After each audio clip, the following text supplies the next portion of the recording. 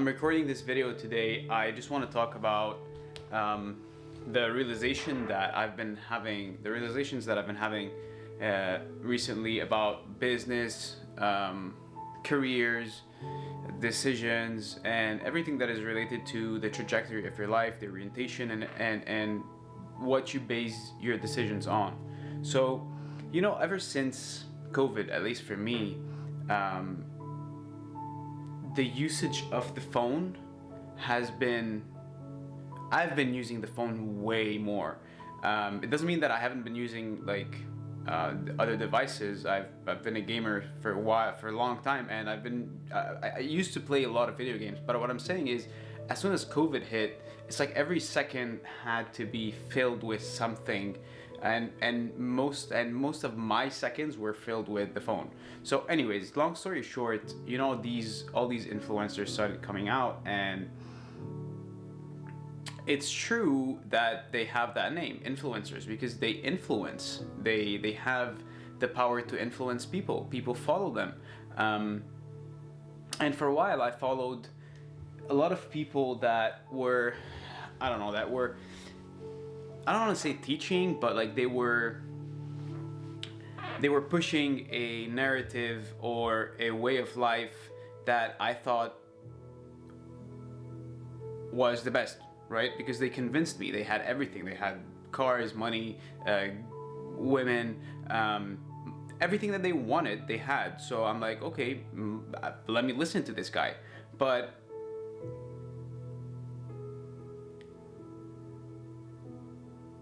what I didn't think about was,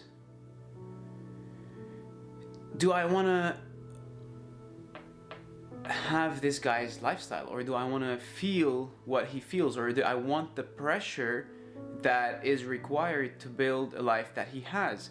And the thing is that these influencers, what they did was they want to make money, right? So what they do is they make you feel bad about your situation so that they can sell you something to get out of it. And look, I'm all for digital products and info products and coaching and services and all of that. But when someone creates a virus that is not there, and then creates a cure for it and tells you hey, that's the cure, and he's the only one who has it, then you gotta think of okay, there has to be something behind it. And that's what I felt was happening with a lot of these modern day influencers or crypto gurus. But yeah, anyways, it kind of got to me. It kind of made me feel like I was worthless, right? Because this is exactly the language that they used to talk to you, to enlarge the gap between where you are and where they are, so that you can feel shitty about yourself, so that you can go and buy the product that they're selling, so that they can get more rich and then make more videos how they're richer, and you're actually the one giving them that money. But regardless of that, it's not the point. What happened was there was a huge shift in belief and priorities and values that I had, whereas I found myself putting money almost at the same level of as God. I was so consumed with how can I make money, how can I be rich, how can I escape the matrix, that it just fucked with me so bad, and it's a learning experience. I don't regret it, but what the fears that I have is that there's a lot of people that don't see it yet. There's a lot of nuances to the story that I'm telling you right now, so I'm not going to go into a lot of details, but basically it did feel like I was brainwashed for a while, and I was hustling. I was working 16 hours a day, but what I realized was, this is not the way I want to live. This is not sustainable. And some people would argue that, yeah, in the beginning you're gonna have to work more so that you can rest at the end. But I don't know if I believe that. Because at least personally for me, every time that I worked 16 hours a day for 3 months straight, I burn out. And I hate to say it's not, you're not undisciplined if you burn out. You just burned out. You just have no more energy to give. And this is what happened with me every single time. And I used to blame myself. Like, how is this possible? And listen, some people can do it. Alex Hormozy, he preaches hard work, and he works 18 hours a day. I don't know, but Alex Hormozy has a life that I don't want. If you want the life of Alex Hormozy, then sure, do what he says so that you can have his life. Be my guest, but I don't want that. And I realized that not every person with money that speaks I should listen to. Because if my goal is to make more money, number one, it never has to be above anyone. Money is a tool. Money is like your socks. It has a purpose, right? Stop seeing money as this insane thing, imaginary thing in the air that, how can you grab it? It's not like that. It circulates. It has purpose. It has a relationship to the people that are interacting with that money. So you got to start seeing money differently. But anyways, that's number one. You don't have to put money on your, I don't know, like, just money is a tool. Anyways, figure out the life that you want to live first, and then find out how you can make it sustainable, right? Because I realized that I didn't want to have $50 million in the bank and to have this huge mansion. I wanted that for a while, or I thought I wanted it because that's what I was taught I should have to be worthy. And listen, there's a lot of people that don't get influenced by this, but people who didn't have a strong identity growing up, or a strong guidance, or a strong strong identity, I think, a strong belief in who they are and their values and principles. People who didn't grow up with this strong quality, they find it hard because they think that, okay, finally someone is guiding me towards having a good life, towards having the life that I see they have. But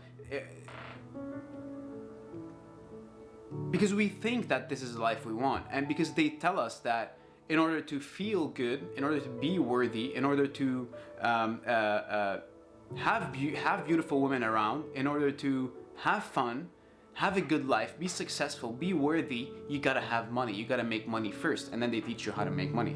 I don't know if their methods are working. They are making money out of it, but figure out your life first. What is it that you want out of life, and how is it that you want to live? What kind of lifestyle do you want? And what's more important than that is to kind of start looking inwards to figure out what the mission or vocation that God has for you, so that you can start walking that path. And I believe that you already are walking the path, but I believe that once you actually put away all the distractions and all the what if and maybe and the grass looks greener there, if you just put away all these distractions and stick to what your gut tells you about what your mission or vocation is, you're gonna find out that you're gonna have a much simpler time getting there, or listen or hearing the voice of God to guide you on your journey or on your day-to-day. So don't get tricked that you need all of this to be happy. You don't need that.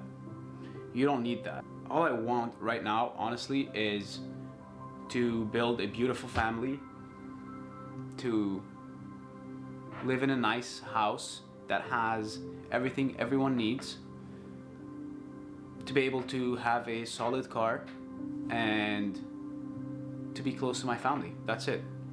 That's it. As long as my work and my mission and my services to my community can sustain this lifestyle, I am successful. That is my definition of success. So I'm not gonna let someone else's definition of success rank me on their ladder of success, because that's different for them. For me,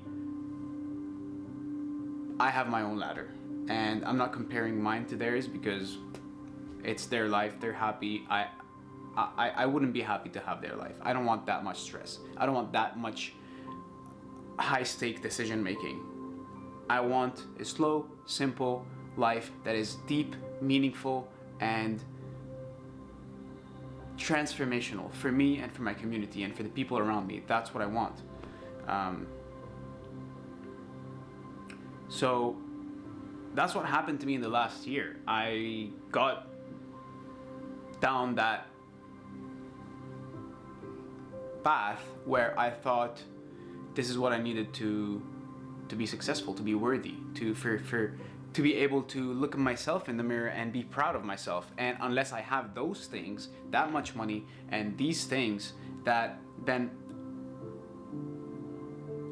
the way I hold myself until I do feels performative. Because if in my mind the only way that I feel worthy and that I walk with my head held high is to have those things, then every second that I am breathing until I reach that goal is a performance. Then I'm just lying to myself. Then it's fake. And that performance, that mask is tiring. And that's what I'm trying to get to. Anyways, thanks for watching, guys. Peace.